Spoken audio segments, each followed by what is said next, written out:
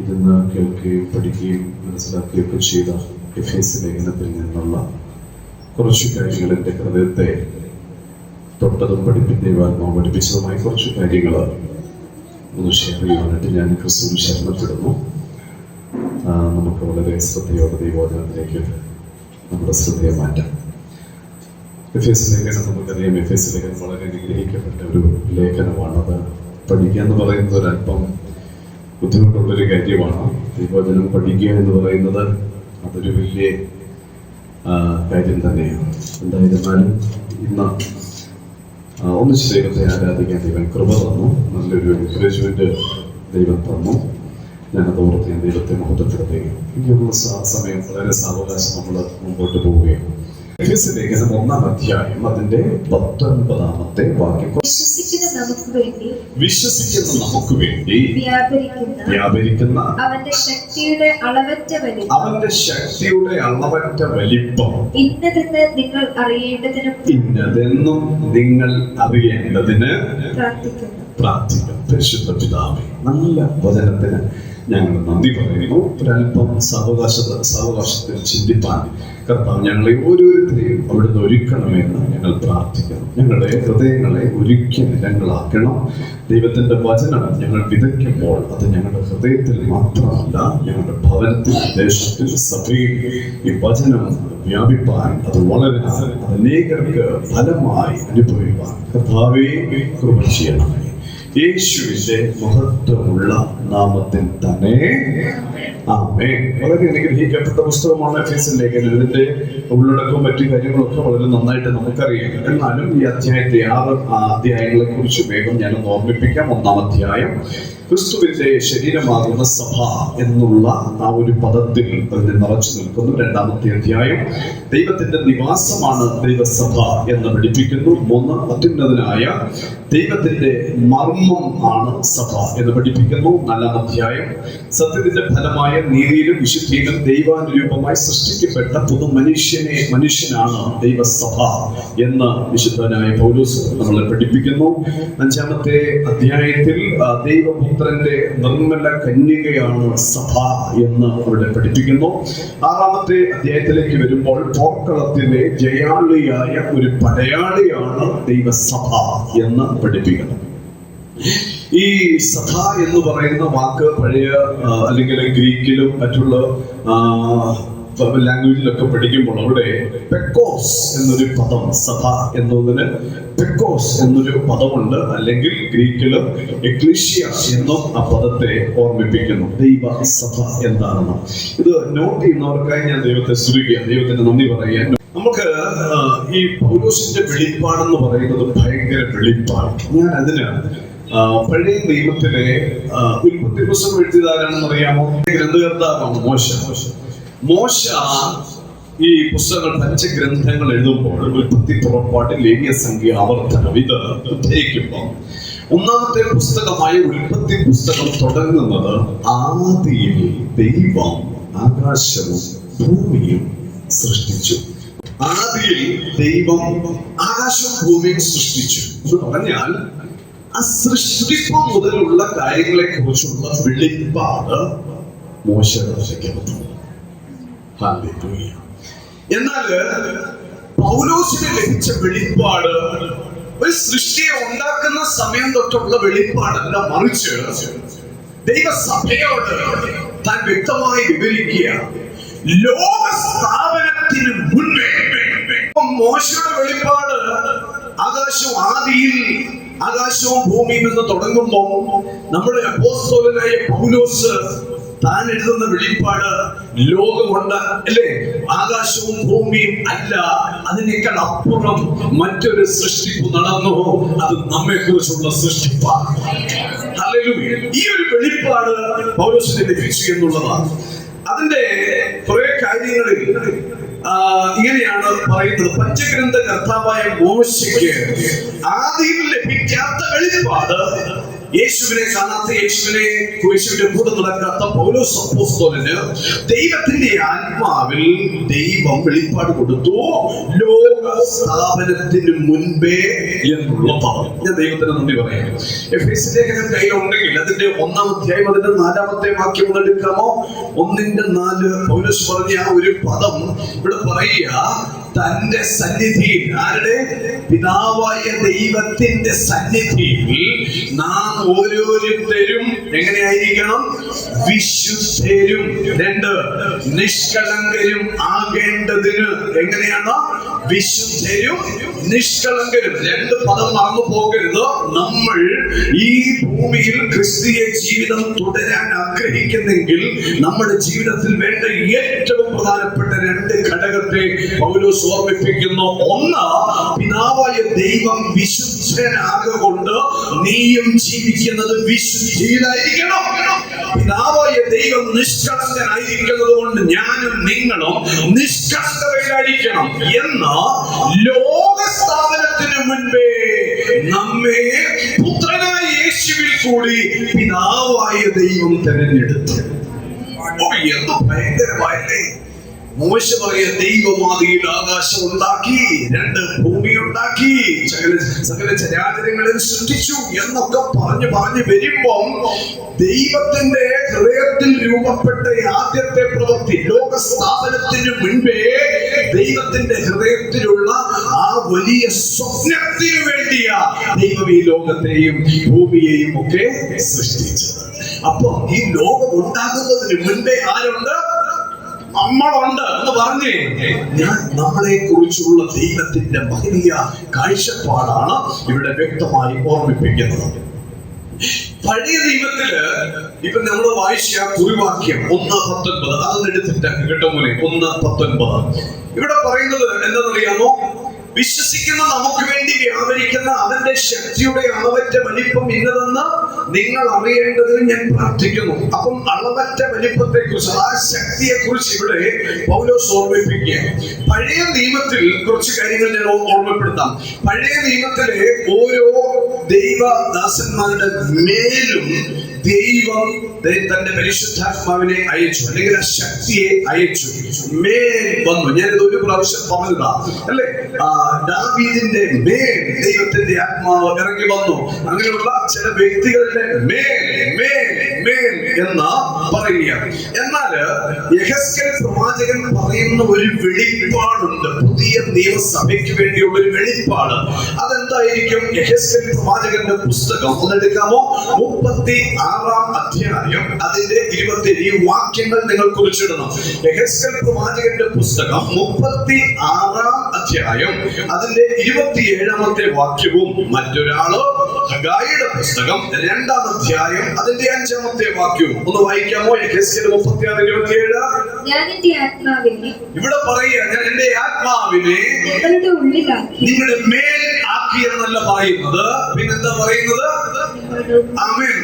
നിങ്ങളെ ഉള്ളിൽ ആക്കി നിങ്ങളെ എന്റെ ചട്ടങ്ങളിൽ എന്ത് ചെയ്യും? നടക്കുമാറാക്കും. എന്നിട്ട് പറയുക, നിങ്ങൾ എന്റെ വിധികളെ പ്രമാണിച്ച് അനുഷ്ഠിക്കും. അപ്പം സ്ഥിതി മാറാൻ പോവുകയാണ്. ഇന്നലകളിൽ നമ്മുടെ മേൽ ഈ ശക്തി വ്യാപരിച്ചിരുന്നത് ദൈവം എവിടേക്കാക്കാൻ പോവുകയാണ്? ഉള്ളിലാക്കാൻ പോവുകയാണ്. ഹല്ലേലൂയ. ഇതെല്ലാം സംഭവിച്ചു കഴിഞ്ഞു. എന്നാലും ഞാൻ അതിന്റെ വിശകലനത്തിലേക്കാണ് വരുന്നത്. ഹഗായിയുടെ പുസ്തകം 2-ാം അധ്യായം, ഹഗായി പ്രവാചകന്റെ പുസ്തകം 2-ാം അധ്യായം അതിന്റെ 5-ാമത്തെ വാക്യം. നിങ്ങൾ മിസ്രയീമിൽ നിന്ന് പുറപ്പെട്ടപ്പോൾ ഞാൻ നിങ്ങളോട് ചെയ്തിരിക്കുന്ന നിയമത്തിന്റെ വചനം ഓർമ്മ. എന്റെ ആത്മാവ് നിങ്ങളുടെ ഇടയിൽ വസിക്കുന്നു, അതുകൊണ്ട് നിങ്ങൾ എന്ത് ചെയ്യണ്ട? ഭയപ്പെടേണ്ട. അപ്പൊ ഹഗായി ഇങ്ങനെ പറയുന്നു, എന്റെ ആത്മാവ് എവിടെയാ? നിങ്ങളുടെ ഇടയിൽ നടക്കുന്നു എന്ന് പറയുമ്പോൾ യെഹെസ്കേൽ പറയുക, ദൈവത്തിന്റെ ആത്മാവിനെ നിങ്ങളുടെ ഉള്ളിലാക്കും. പുതിയ നിയമസഭയ്ക്ക് സന്തോഷിക്കാൻ ഒരു വകയുണ്ട്.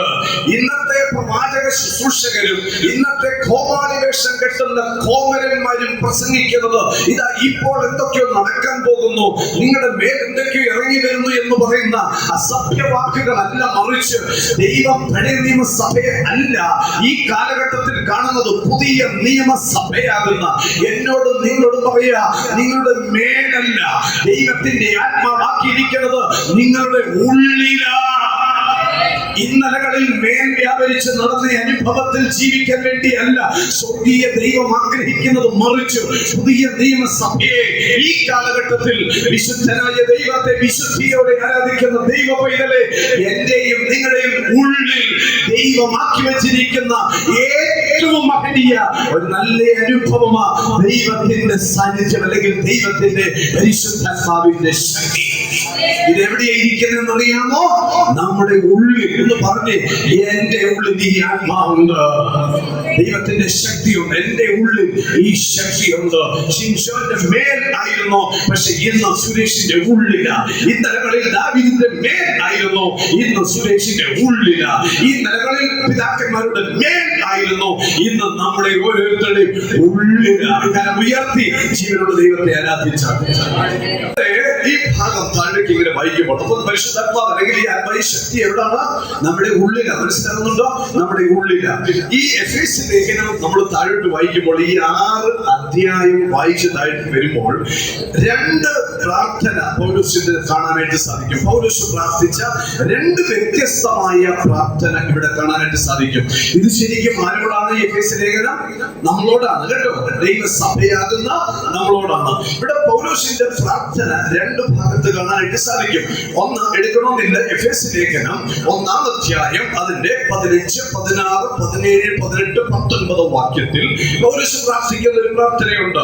രണ്ടാമത്തെ പ്രാർത്ഥന എഫേസ്യ ലേഖനം 3-ാം അധ്യായം അതിന്റെ 14 മുതൽ 19 വരെയുള്ള വേദഭാഗങ്ങളിലാണ്. അപ്പോൾ 1-ാം അധ്യായം 15 മുതലും 3-ാം അധ്യായം 14 മുതലും താഴേക്കുള്ള പ്രാർത്ഥനയിൽ, പൗലോസിന്റെ പ്രാർത്ഥനയിൽ 1-ാമത്തെ പ്രാർത്ഥനയുടെ ഏറ്റവും മേത്തരമായ അല്ലെങ്കിൽ അതിന്റെ കണ്ടന്റ് എന്ന് പറയുന്നത് ഹൃദയ ദൃഷ്ടി പ്രകാശിപ്പിക്കണം.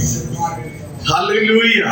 നമ്മുടെ ആ പൗലോസിന്റെ പ്രാർത്ഥന എന്തായിരുന്നു? 1-ാമത്തെ പ്രാർത്ഥന ഹൃദയ ദൃഷ്ടി പ്രകാശിപ്പിക്കണം എന്നുള്ളതായിരുന്നു പൗലോസിന്റെ പ്രാർത്ഥന.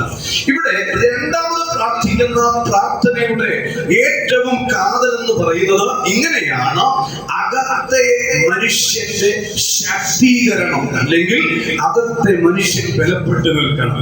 അങ്ങനെ 2 വ്യത്യസ്തമായ പ്രാർത്ഥനയാണ് ഇവിടെ എഫേസ്യ ലേഖനത്തിൽ നമുക്ക് കാണുവാനായിട്ട് സാധിക്കുന്നത്.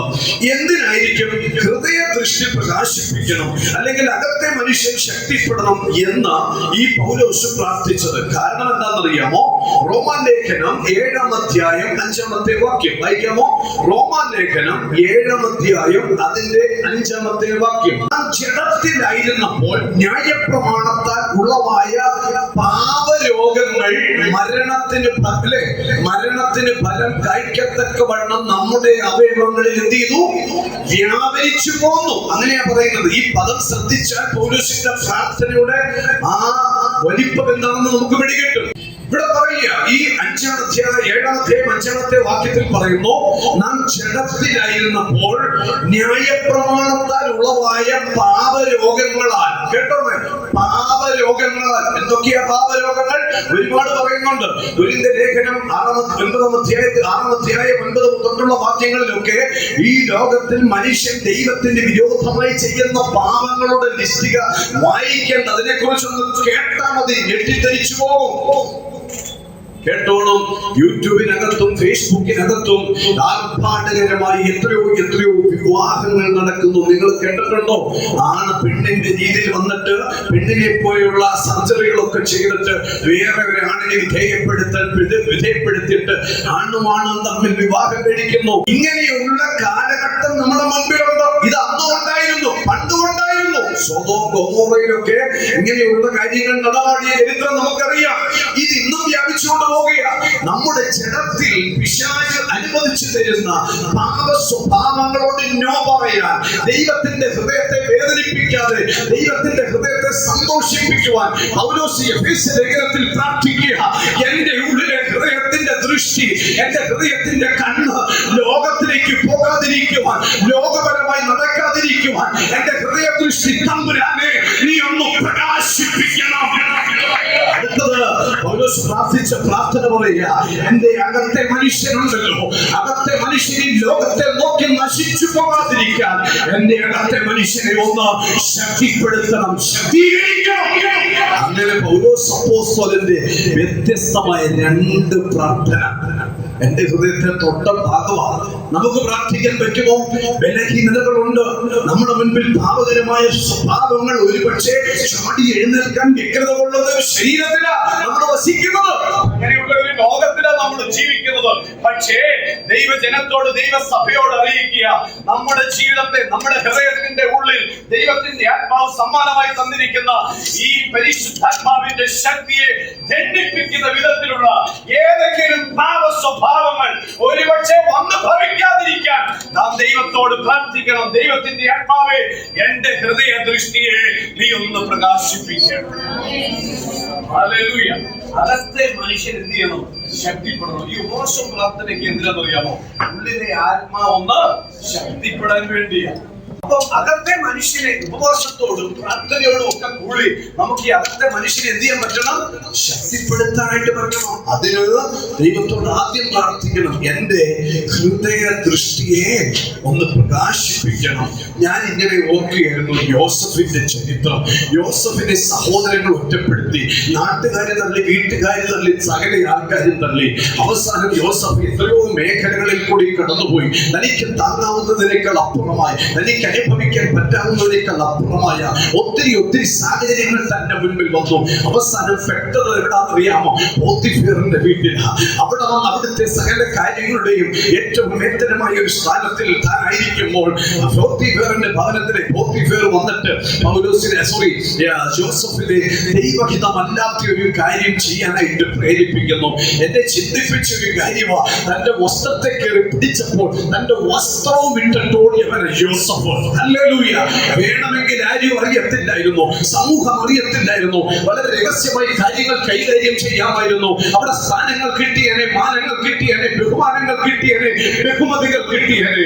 പക്ഷെ ഇതൊന്നും പൗലോസ് പറയുന്നു, ഇതൊന്നും എന്റെ ജീവിതത്തിൽ താൽക്കാലിക സുഖങ്ങളായിട്ട് ഒരുപക്ഷെ മാറിയേക്കാം. പക്ഷേ ഞാൻ ജീവിക്കുന്നത് ഈ ലോകത്തിലെ നന്മകൾക്കോ ഈ ലോകത്തിലെ സുഖങ്ങൾക്കോ വേണ്ടിയല്ല. എനിക്കൊരു ദൈവമുണ്ട്, ആ ദൈവത്തെ പ്രസാദിപ്പിക്കുകയത്രേ എന്റെ ലക്ഷ്യം. ഹല്ലേലൂയ.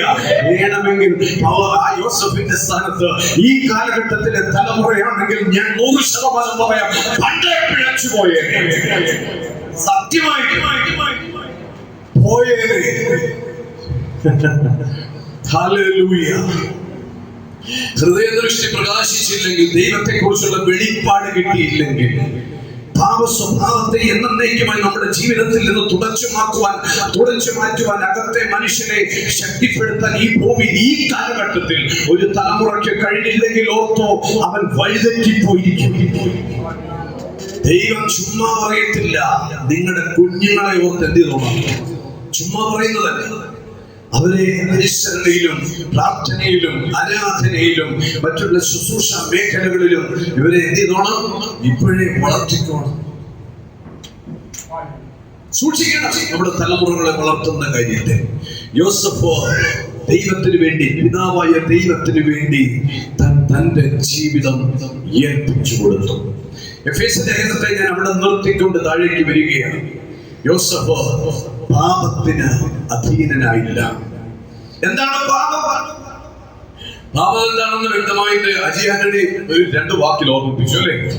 ചെയ്യണം എന്ന് പറയുന്ന കാര്യങ്ങൾ ചെയ്യാതിരിക്കുകയും ചെയ്യരുത് എന്ന് പറയുന്ന കാര്യങ്ങൾ ചെയ്യുകയും ചെയ്യുന്നതാണ് പാപം.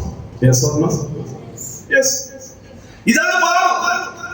അപ്പൊ പാപം മനുഷ്യന്റെ ജീവിതത്തിൽ വരുത്തിയ കൊടിയ ദുരന്തത്തിൽ ഒന്നാമത്തേത് മനുഷ്യന്റെ ജീവിതത്തിൽ വന്നു ഭവിച്ച മരണം. അപ്പം ഈ പാപ സ്വഭാവത്തിലേക്ക് മനുഷ്യനെ വീഴ്ചാൽ സംഭവിക്കുന്ന കാര്യങ്ങൾ എന്തെല്ലാമാണെന്ന് വചനത്തിൽ നമുക്കറിയാം. ഇഷ്ടംപോലെ പ്രാസംഗികൾ നമ്മൾ കേട്ടിട്ടുണ്ടോ? ഉൽപ്പത്തി പുസ്തകം എടുക്കരുത് 4-ാം അധ്യായം 7 മുതൽ തുടങ്ങി വെളിപ്പാട് പുസ്തകം 18-ാം അധ്യായം 5 വരെ പാപത്തെ ഒന്നിടവിട്ട് താൻ ഇങ്ങനെ പറഞ്ഞുകൊണ്ടിരിക്കുക. വെളിപ്പാട് പുസ്തകം വരെ, വെളിപ്പാട് പുസ്തകം 18-ാം അധ്യായത്തിന്റെ 5-ാം വാക്യം കൊണ്ട് പാപം എന്ന് പറയുന്ന ആ ഒരു വാക്ക് 2 അക്ഷരം അവസാനിക്കുന്നത്. തുടങ്ങിയത് എവിടെന്നറിയാമോ? ഉൽപ്പത്തി പുസ്തകം 4-ാം അധ്യായം 7-ാം വാക്യം മുതൽ എത്ര പ്രാവശ്യം പറഞ്ഞിട്ടുണ്ടെന്ന് അറിയാമോ?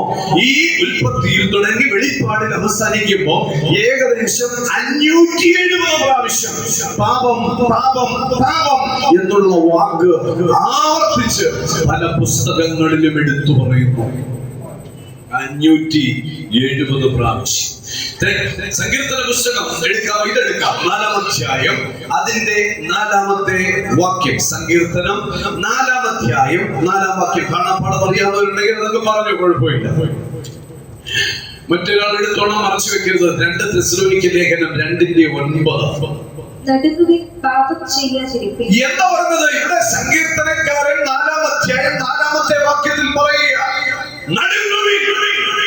ആ പദം ചുമ്മാ ചില ആൾക്കാർ പറഞ്ഞു, നടുങ്ങുവിൻ ആ വാക്കിനകത്തൊരു കാഠിന്യം. നടുങ്ങുവിൻ, പാപം ചെയ്യാതിരിക്കുവാൻ. പാപകരമായ അനുഭവങ്ങൾ നമ്മുടെ മുൻപിൽ പ്രത്യക്ഷപ്പെടുമ്പോൾ നമ്മൾ അതിനെ എന്ത് ചെയ്യണം? നടുക്കത്തോടെ ഇതെനിക്ക് പറ്റുന്നതല്ല, ഇതെനിക്ക് ചെയ്യാൻ പറ്റുന്ന കാര്യമല്ല എന്ന് ഹൃദയത്തിൽ തോന്നണം, നടുങ്ങണം, അതിനോടൊരു ഭയമുണ്ടാകണം. നടുങ്ങുവിൻ, പാപം ചെയ്യരുത്. വായിച്ചാട്ടെ 2 തെസ്സലോനിക്ക ലേഖനം 2-ാം അധ്യായം അതിന്റെ 9-ാമത്തെ വാക്യം. 2 തെസ്സലോനിക്ക 2:9. അധർമ്മമൂർത്തിയുടെ പ്രത്യക്ഷത നശിച്ചു പോകുന്നവർക്ക് ആരുടെ? സാത്താന്റെ വ്യാപാര ശക്തിക്ക് ഒത്തവണ്ണം വ്യാജമായ സകല ശക്തിയോടും അടയാളങ്ങളോടും കൂടെ, അത്ഭുതങ്ങളോടും അനീതിയുടെ സകല വഞ്ചനയോടും കൂടെ ആയിരിക്കും. അധർമ്മമൂർത്തി പ്രത്യക്ഷപ്പെടുമ്പോൾ സംഭവിക്കുന്ന കാര്യങ്ങൾ ഇവിടെ പറയുന്നത്. ഇവിടെ പറയുക, സാത്താന്റെ വ്യാപാര ശക്തിക്ക്. സങ്കീർത്തനം 4:4 പറയുന്നു, പാപം ചെയ്യരുത്. ഇവിടെ പറയുക സാത്താന്യ വ്യാപാരം. അപ്പൊ ഇവിടെ വ്യക്തമായി ദൈവം ഓർമ്മിപ്പിക്കുന്നു, പാപത്തിന്റെ വ്യാപാരത്തെയും സാത്താന്റെ വ്യാപാരത്തെയും. സങ്കീർത്തനം 4:4 പറയുന്ന പാപത്തിന്റെ വ്യാപാരത്തെയും 2 തെസ്സലോനിക്ക 2:9 സാത്താന്റെ വ്യാപാരത്തെയും നമുക്ക് എന്ത് ചെയ്യാൻ പറ്റണം? അകറ്റി നിർത്താൻ പറ്റണം. ഹല്ലേലൂയ. കേട്ടോണേ, ഈ 2 സാത്താന്റെ വ്യാപാരത്തെയും പാപത്തിന്റെ വ്യാപാരത്തെയും നമ്മൾ എന്ത് ചെയ്യണം? അകറ്റി നിർത്തണം. എന്നിട്ട് എന്താ ധരിക്കേണ്ടത്? എഫേസ്യ ലേഖനം 1-ൽ ഞാൻ പറഞ്ഞു, വിശ്വസിക്കുന്ന നമുക്ക് വേണ്ടി വ്യാപരിക്കുന്ന അവന്റെ ശക്തിയുടെ അളവറ്റ വലിപ്പം. അപ്പൊ പാപത്തോടും സാത്താന്റെ പ്രവൃത്തിയോടും നമ്മൾ നോ പറഞ്ഞിട്ട് ദൈവസന്നിധിയിൽ മുട്ടുമടക്കി ദൈവത്തോട് പറയണം, പാപകരമായ അനുഭവങ്ങളിൽ നിന്ന് എന്നെ മോചിപ്പിക്കുവാൻ, സാത്താന്റെ വ്യാപാര ശക്തിയിൽ നിന്ന് എന്നെ മോചിപ്പിക്കുവാൻ പരിശുദ്ധാത്മാവിന്റെ ശക്തിയുടെ അളവറ്റ വലിപ്പം എന്റെ ഉള്ളിൽ നിറയ്ക്കണം. പരിശുദ്ധാത്മാവ് നമ്മുടെ മേലുണ്ട്, ഇല്ലെന്ന് പറയാൻ പറ്റുമോ? ഇല്ല, ഉണ്ട്. പരിശുദ്ധാത്മാവിനെ നമുക്ക് തന്നിട്ടുണ്ട്. യേശുവിനെ ഹൃദയം കൊണ്ട് വിശ്വസിച്ച് നാവുകൊണ്ട് യേശു കർത്താവിന്റെ രക്ഷകനും ദൈവമാണെന്ന് ഏറ്റുപറഞ്ഞ് സ്നാനം സ്വീകരിച്ചു കഴിഞ്ഞപ്പോൾ വിശ്വസിച്ച നമുക്ക് എല്ലാവർക്കും പിതാവായ ദൈവം തന്നിരിക്കുന്ന മഹനീയ സമ്മാനവാസന അല്ലേ പരിശുദ്ധാത്മാവ്. ഈ പരിശുദ്ധാത്മാവ് നമ്മുടെ മേലുണ്ട്. ഈ പരിശുദ്ധാത്മാവിന്റെ ശക്തിയുണ്ട്. ഈ പരിശുദ്ധാത്മാവിന്റെ ശക്തിയെ നമ്മൾ എന്ത് ചെയ്യണം? ഊർജ്ജസ്വലമാക്കണം. എന്തിനു വേണ്ടിയാ? പാപത്തിന്റെ വ്യാപാരത്തെയും സാത്താന്റെ ശക്തിയെയും തോൽപ്പിക്കുവാൻ, അതിനെ പൂർണ്ണമായി, അതുകൊണ്ട് ഈ ലോകത്തിലുണ്ട്, അതിനെ പൂർണ്ണമായി ജയിക്കുവാൻ ഈ ശക്തിയെ നമ്മൾ എന്ത് ചെയ്യണം?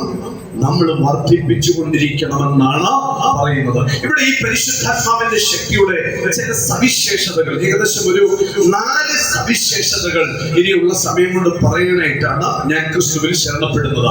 ആ ശക്തിയെ കുറിച്ച്, ഇവിടെ അമിതബലത്തെ കുറിച്ച് നമ്മളെ ഓർമ്മപ്പെടുത്തി. പക്ഷേ ഇവിടെ പൗലോസ് ഉദ്ധരിക്കുന്ന ഏറ്റവും പ്രധാനപ്പെട്ട ചില കാര്യങ്ങളെ കുറിച്ച് പറയുകയാണ്. എഫേസ്യ ലേഖനം 6-ാം അധ്യായത്തിലേക്ക് വന്നേ. 6-ാം അധ്യായം അതിന്റെ 10-ാമത്തെ വാക്യം. എഫേസ്യ ലേഖനം 6-ാം അധ്യായം അതിന്റെ 10-ാമത്തെ വാക്യം ഒന്ന് വായിക്കാമോ? ഇവിടെ പറയുക ഒടുവിൽ, അങ്ങനെ ഒരു പദവാ പറയുന്നല്ലേ, ഒടുവിൽ. അങ്ങനെ ഒരു പദം ഉണ്ടോ? ഉണ്ട്. ഒടുവിൽ. അത് ഞാൻ ആ ഒടുവിൽ എന്താണെന്ന് ഞാൻ പറഞ്ഞു തരാം. അതിന് മുമ്പ് വേറെ കുറച്ച് കാര്യങ്ങൾ. കർത്താവിലും അവന്റെ അമിത ബലത്തിലും. അമിത ബലം അങ്ങനെ പറയുന്നല്ലേ? ഈ അമിത ബലത്തിന് ഇംഗ്ലീഷിൽ പറയുന്ന ഒരു പദമുണ്ട്, mighty power. Hallelujah. Mighty power.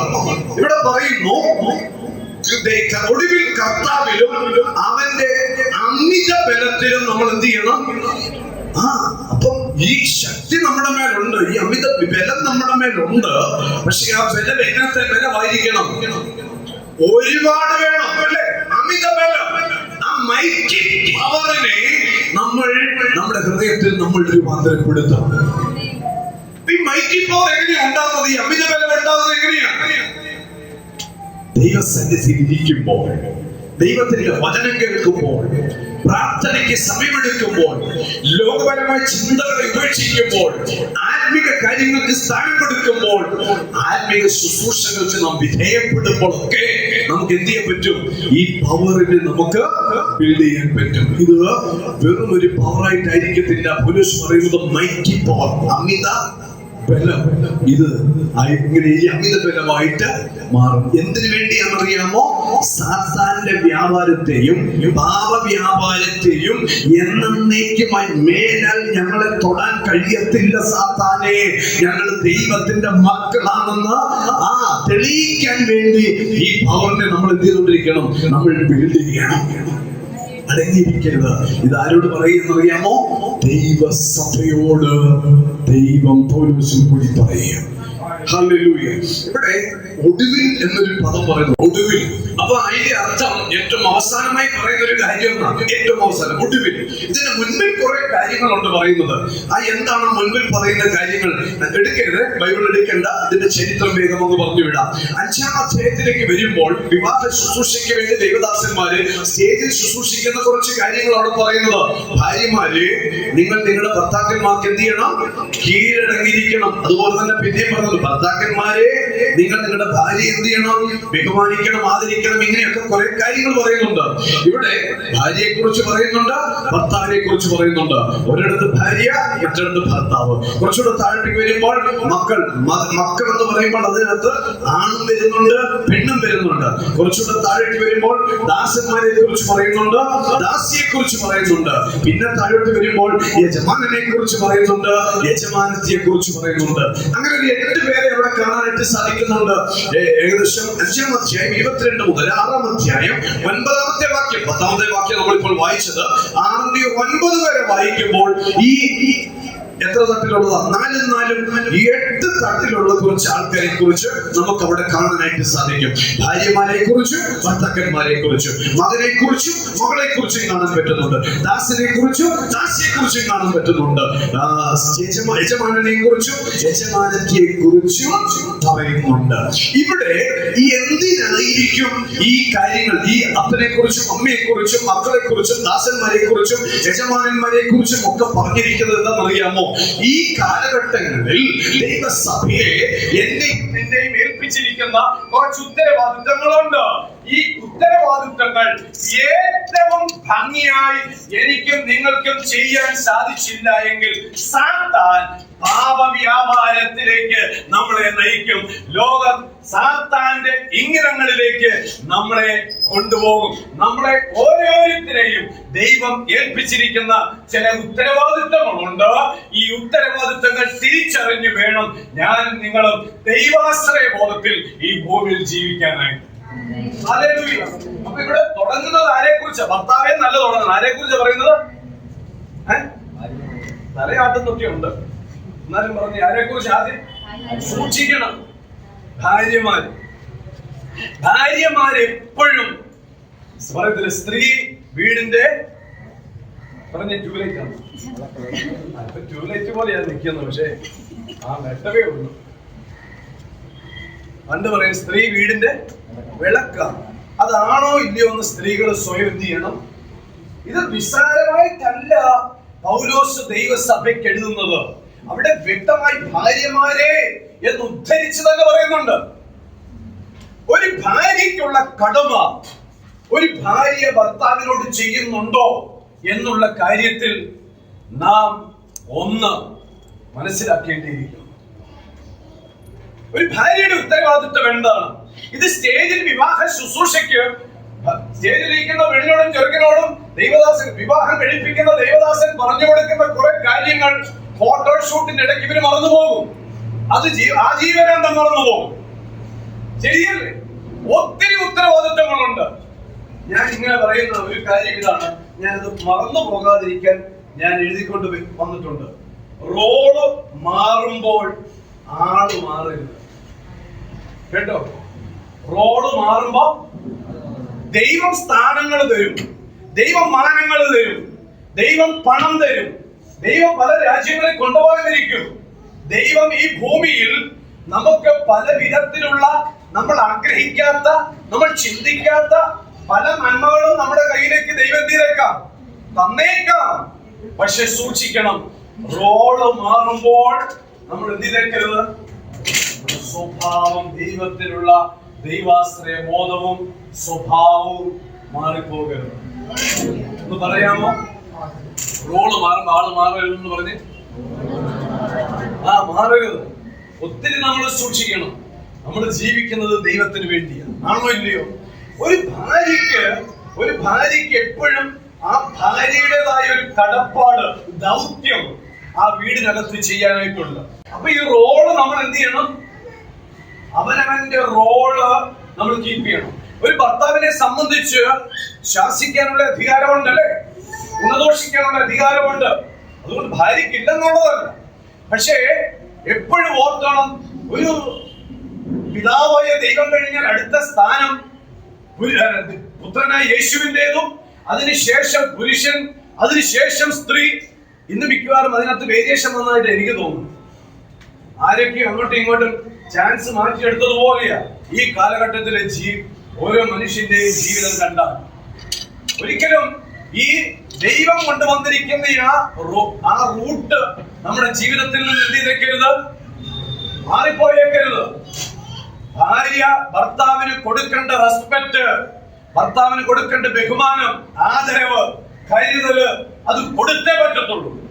നമുക്ക് ഇവിടെ നിന്ന് കൈയടിക്കാം, ബഹളം വെക്കാം, ചാടാം, മറിയാം, ഒക്കെ വേണം നമുക്ക് ചെയ്യാം. പക്ഷെ ഇതിലല്ല. ആദ്യം എവിടെയായിരിക്കണം? ഭാര്യയുടെ ഉത്തരവാദിത്വത്തിൽ, ഭർത്താവ് ഭർത്താവിൻ്റെതായ ഉത്തരവാദിത്വത്തിൽ. അടുത്തത് ആരെ കുറിച്ചാണ് പറയുന്നത് അറിയാമോ? മക്കൾ അവരെ ഏൽപ്പിച്ചിരിക്കുന്ന, ആണായാലും പെണ്ണായാലും അവരെ ഏൽപ്പിച്ചിരിക്കുന്ന കുറച്ച് ഉത്തരവാദിത്വങ്ങളുണ്ട്. നിങ്ങളോട് ചോദിക്കട്ടെ, പ്രത്യേകിച്ച് എന്റെ യുവതലമുറ, നിങ്ങളുടെ അപ്പനെ കെട്ടിപ്പിടിച്ച് നിൽക്കുന്ന, അമ്മയെ കെട്ടിപ്പിടിച്ച് നിൽക്കുന്ന ഒരു പോസ്റ്റ് നിങ്ങൾ ഫേസ്ബുക്കിൽ ഇട്ടിട്ടുണ്ടോ? ഒരു പോസ്റ്റ് ഒന്നും വേണ്ട, അപ്പന്റെയും അമ്മയുടെയും കൂടെ ഇരിക്കുന്ന ഒരു പിക്ചർ എനിക്ക് നിങ്ങൾക്ക് വിടാൻ പറ്റിയിട്ടുണ്ടോ? നമ്മളെപ്പോഴും പറയും എന്റെ അപ്പൻ കഷ്ടപ്പെട്ടത് കൊണ്ടാ, എന്റെ അമ്മ കഷ്ടപ്പെട്ടത് കൊണ്ടാ, നമുക്ക് നമ്മൾ പറയും. വെളച്ചിലും പെയ്യുമ്പോ ഒക്കെ നമുക്ക് അടിക്കാൻ എളുപ്പമാണ്, അല്ലേ? പക്ഷെ നമ്മുടെ ജീവിതത്തിൽ പ്രാവർത്തികമാക്കാനായിട്ട് നമുക്ക് സാധിച്ചിട്ടുണ്ടോ?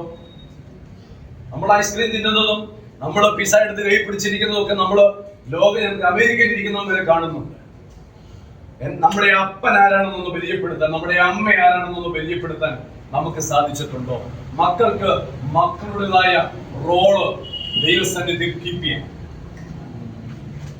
അടുത്തത് ആരെ കുറിച്ചാ പറയുന്നത് അറിയാമോ? അടുത്തത് പറയുക ദാസനും ദാസി, അല്ലേ? ദാസനും ദാസിനുള്ള വീട് തന്നെ ഞാനങ്ങ് മാറ്റി. നമ്മൾ ഒരു സ്ഥാപനത്തിൽ ജോലി ചെയ്യുമ്പോൾ, നമ്മൾ ആ സ്ഥാപനത്തിൽ ചെല്ലുമ്പോൾ അയ്യോ സമയം 4 മണിയായോ 5 മണിയായോ എന്ന് ഒരിക്കലും നമ്മൾ എവിടെയാണോ നമ്മൾ ഉപജീവനത്തിന് വേണ്ടി അധ്വാനിക്കുന്നത്, ആ സ്ഥാപനത്തിൽ 5 മണി വരെയാണ് പെയിന്റിങ്ങിന്റെ ജോലി അല്ലെങ്കിൽ മേസന്റെ പണി എന്നുള്ളത് നമുക്കറിയാം. ഒരു കാർപ്പന്റർ 5 മണി എന്നുള്ളത് നമുക്കറിയാം. പക്ഷെ നമ്മളെ ടൈം അല്ല നമ്മുടെ വിഷയം. നമ്മളെ ഏൽപ്പിച്ച കാര്യം നമുക്ക് ഭംഗിയായി ചെയ്യാൻ പറ്റുന്നുണ്ടോ എന്നുള്ളത്. ഇന്ന് പല സ്ഥാപനങ്ങളിലും യൂണിയൻ വരുന്നതിന്റെ കാരണം എന്താ?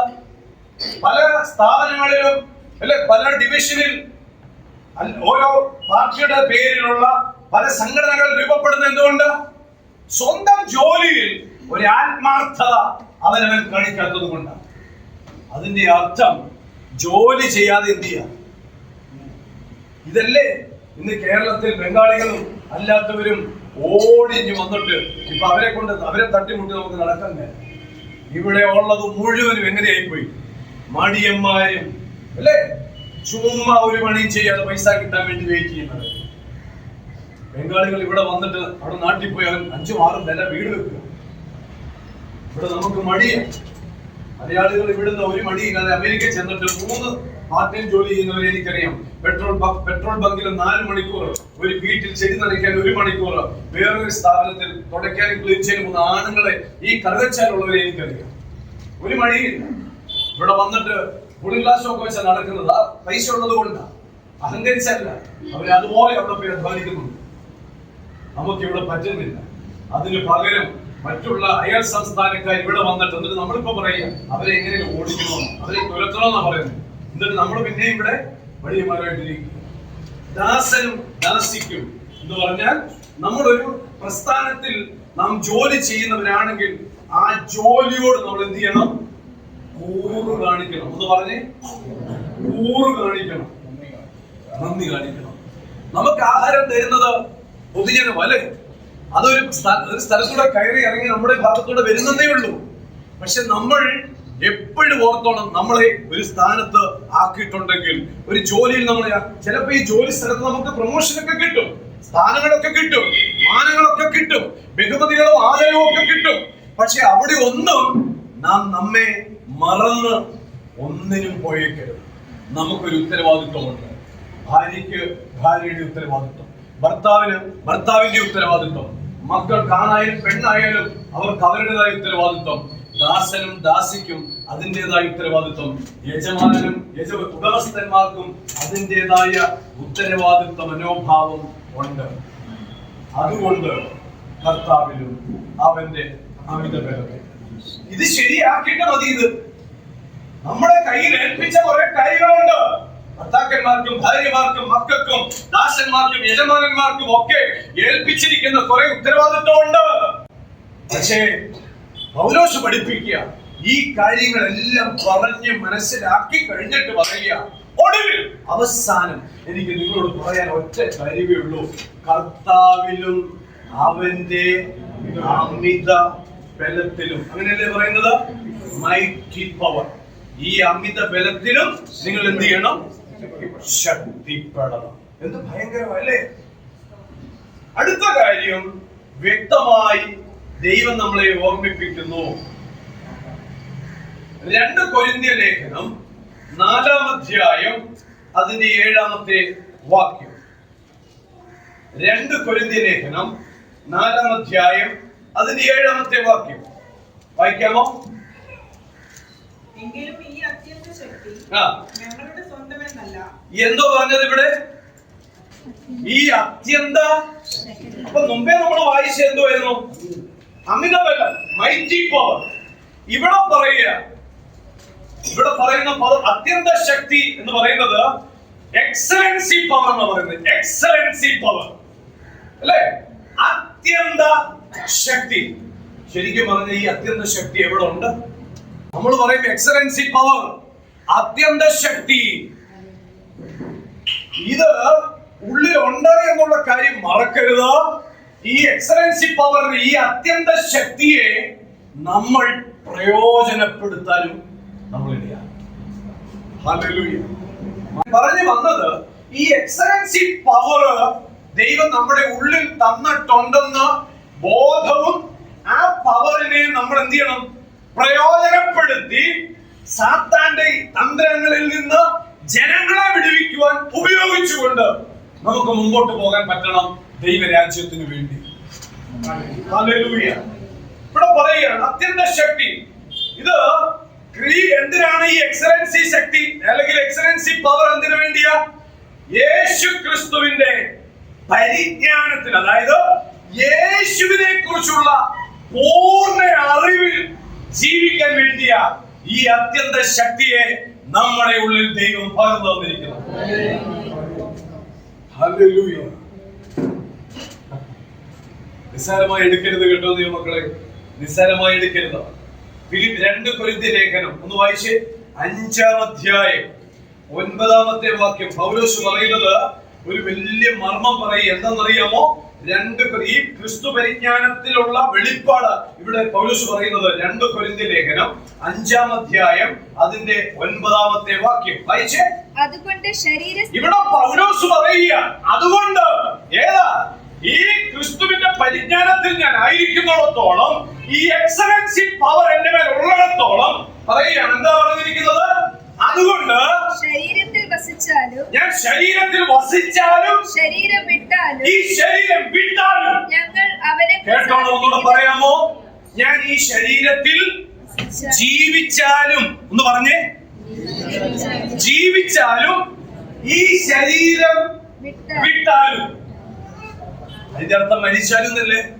മരിച്ചാലും വൈശ്യമോളെ ഞങ്ങൾ അവനെ പ്രസാദിപ്പിക്കുന്നവരാകുവാൻ അഭിമാനിക്കുന്നു. കേട്ടോ പൗലോസിന്റെ വെളിപ്പാട്?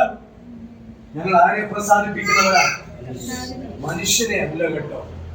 എന്റെ മേൽ തന്നിരിക്കുന്ന എക്സലൻസി പവർ ഉണ്ടല്ലോ, ഈ അത്യന്ത ശക്തി, അത് ആ പവർ ദൈവം എനിക്ക് തന്നിരിക്കുന്നത് ഞാൻ ഈ ജഡത്തെ സ്നേഹിച്ച്, ഈ ലോകത്തെ സ്നേഹിച്ച് ജീവിക്കാൻ വേണ്ടിയല്ല ഈ പവറിനെ എന്റെ മേൽ തന്നത്.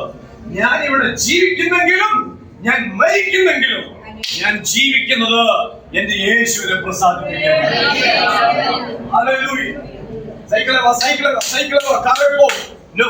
ഇതല്ല സുവിശേഷം, ഇതല്ല. മനുഷ്യനെ ദൈവരാജ്യത്തിലേക്ക് അടുപ്പിക്കുന്നതാണ് പ്രവചനം എന്ന് പറയുന്നത്. പ്രവചനം കേൾക്കാൻ പോകുന്നവരോടെ ഒന്ന് പിടിച്ചു മനസ്സിലാക്കിക്കോ. ഇതെന്തോ സംഭവം? പ്രവചനം എന്ന് പറയുന്നത് എന്തുവാ? എന്നെ ദൈവത്തോട് അടുപ്പിക്കുന്നതായിരിക്കും പ്രവചനം. ലോകത്തിലേക്കാണ് എന്റെ മനസ്സിനെ ഇവരെ ഡൈവേർട്ട് ചെയ്ത് കൊണ്ടുപോകുന്നതെങ്കിൽ ആ പ്രവചനം എവിടെ നിന്ന് വരുന്നതാണെന്ന് നമ്മൾ എന്ത് ചെയ്യണം? വ്യക്തമായി തിരിച്ചറിഞ്ഞോണം. ഹല്ലേലൂയ. സൂക്ഷിക്കണം കേട്ടോ, സൂക്ഷിക്കണം. ഇവിടെ എക്സലൻസി പവറിനെ കുറിച്ചാണ് നമ്മളിപ്പോ പഠിച്ചുകൊണ്ടിരിക്കുന്നത്. അടുത്തത് ഫിലിപ്പിയ ലേഖനം 1-ാം അധ്യായം 20-ാം വാക്യത്തിൽ പൗലോസ് വ്യക്തമായി ഓർമ്മിപ്പിക്കുന്ന ഒരു കാര്യം എന്താണെന്നറിയാമോ? ഫിലിപ്പിയ ലേഖനം 1-ാം അധ്യായം 20-ാമത്തെ വാക്യം. അങ്ങനെ ഞാൻ ഒന്നിലും ലജ്ജിച്ചു പോകാതെ, ഈ എക്സലൻസി പവറിൽ ഞാൻ ആയിരിക്കുന്നിടത്തോളം ഒന്നിനും ഞാൻ ലജ്ജിച്ചു പോകാതിരിക്കുവാൻ പൂർണ്ണ ധൈര്യം പൂണ്ട് ക്രിസ്തു എന്റെ ശരീരത്തിങ്കൽ ജീവനാലാകട്ടെ, മരണത്താലാകട്ടെ, എപ്പോഴും എന്ന പോലെ ഇപ്പോഴും മഹിമപ്പെടുകയുള്ളൂ. ഇപ്പോഴും എന്റെ ജീവിതത്തിൽ പുത്രൻ എന്ത് ചെയ്യുന്നേ ഉള്ളൂ? മഹത്വം എടുക്കത്തേ ഉള്ളെന്ന് പറഞ്ഞ്, മഹത്വം എടുക്കത്തേ ഉള്ളെന്ന്. അപ്പൊ നമ്മുടെ ജീവിതം ആര് മഹത്വം എടുക്കാൻ വേണ്ടി ആയിരിക്കണം? അപ്പൊ എന്തിനാ ഈ എക്സലൻസി പവർ നമ്മുടെ മേൽ തന്നിരിക്കുന്നത്? ഈ അത്യന്ത ശക്തി ക്രിസ്തു നമ്മളിൽ മഹത്വം എടുക്കാൻ വേണ്ടിയാ. ഹല്ലേലൂയ. നമ്മൾ പോയി എക്സലൻസി പവറിൽ ഒരു ഭൂതത്തെ പുറത്താക്കുമ്പോൾ നമ്മുടെ പേര് യൂട്യൂബിൽ ഇട്ടേക്കരുത്, മറിച്ച് നമുക്ക് പറയാൻ പറ്റണം, ഇത് യേശുവിൽ സംഭവിച്ചു. ആ പവറിനെ നമ്മൾ എന്ത് ചെയ്യണം? ഉയർത്തണം, യേശുവിനെ ഉയർത്തണം. നമ്മൾ പോയി ഒരു മുടന്നുള്ളവരെയോ ഒരു വിഷമമുള്ള ഒരു രോഗിയോ നമ്മൾ തൊട്ട് പ്രാർത്ഥിക്കുമ്പോൾ അവന്റെ മേൽ സൗഖ്യം വരുമ്പോൾ നമുക്ക് പറയാൻ പറ്റണം, ഇത് എന്നിൽ വ്യാപരിക്കുന്ന ദൈവത്തിന്റെ ശക്തി കൊണ്ട് ഈ കാര്യം ഇവിടെ സംഭവിച്ചു. എക്സലൻസി പവർ, ഈ അത്യന്ത ശക്തി ദൈവത്തിന്റെ നാമം നമ്മളിലൂടെ മഹത്വം എടുക്കാൻ വേണ്ടിയാണ്. അതല്ലേ വ്യക്തമായി കൊരിന്ത്യർ ലേഖനം 5:1 പറയുന്നത്? കൂടാരമാകുന്ന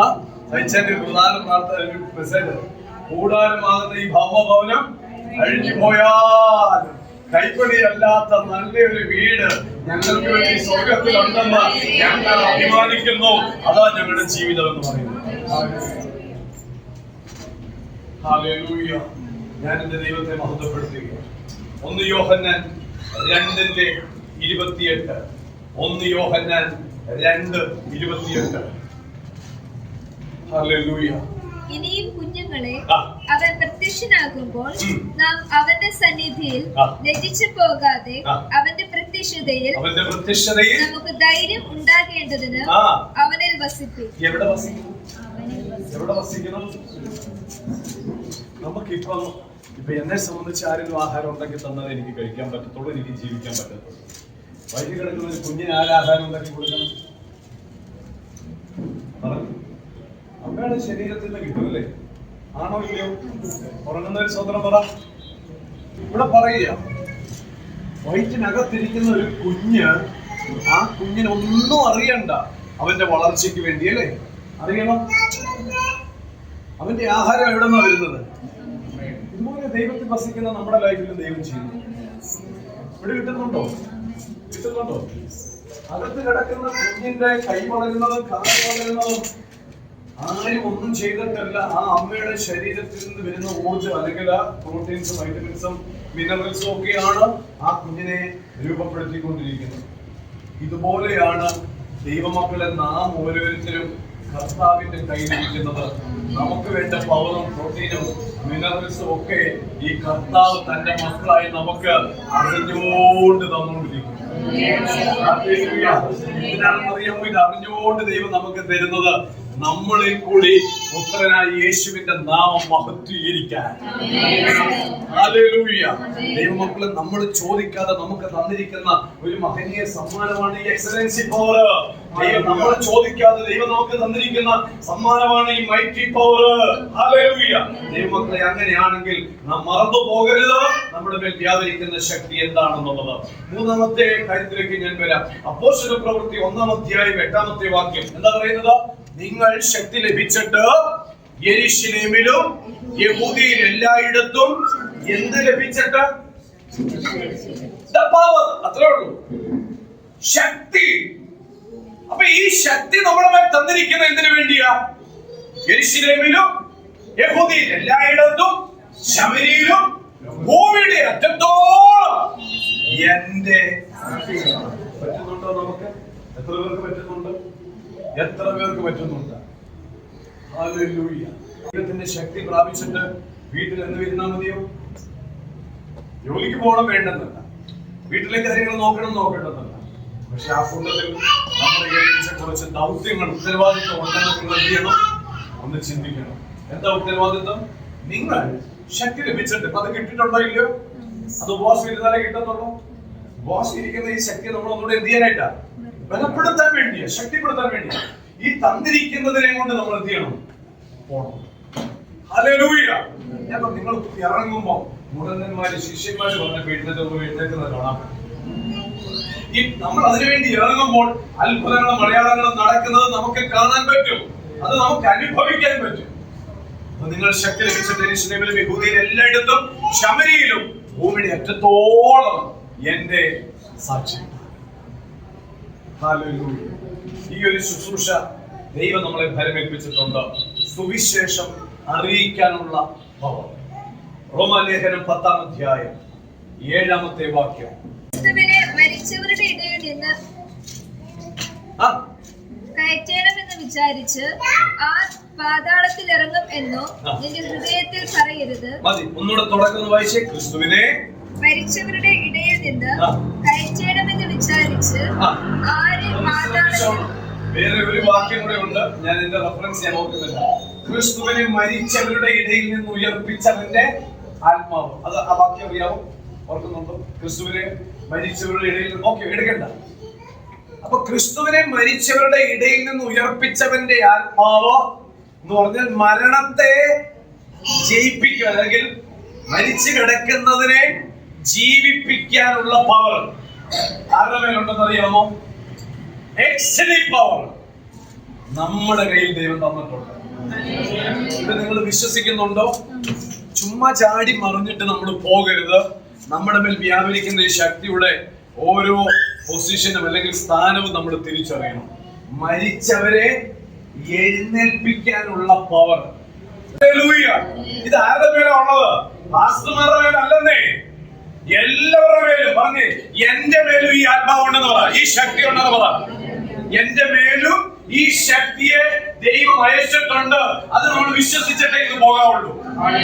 നിങ്ങളുടെ ഭവനത്തിനകത്ത് ഒരു ബലഹീനത വരുമ്പോൾ, ഒരു ക്ഷീണം വരുമ്പോൾ ഈ പവർ മാറ്റി വെക്കരുത്, മറ്റുള്ളവരെ വിളിക്കരുത്. അത് നിങ്ങൾ ഉപയോഗിക്കാനായിട്ട് ശ്രമിക്കണം നമ്മുടെ ഭവനത്തിൽ. ഹല്ലേലൂയ. എക്സലന്റ് പവർ, മരിച്ചവരെ ജീവിപ്പിക്കുന്ന പവർ. ഒന്നാമത്തെ പവർ എന്തായിരുന്നു? പറഞ്ഞാട്ടെ. Mighty power. എന്തുവായിരുന്നു? Mighty power. അമിത ബലം. എന്തിനാ ഈ അമിത ബലം തന്നത്? ദുഷ്ടനോട് എതിർത്ത് നിൽക്കുവാൻ. അതാരാ പറഞ്ഞത്? ഓക്കെ, ദുഷ്ടനോട് എതിർത്ത് നിൽക്കുവാൻ. അപ്പൊ ദുഷ്ടനോട് എതിർത്ത് നിൽക്കാനുള്ള ഈ മൈറ്റി പവർ ആരുടെ മേലുണ്ടെന്നാ പറഞ്ഞത്?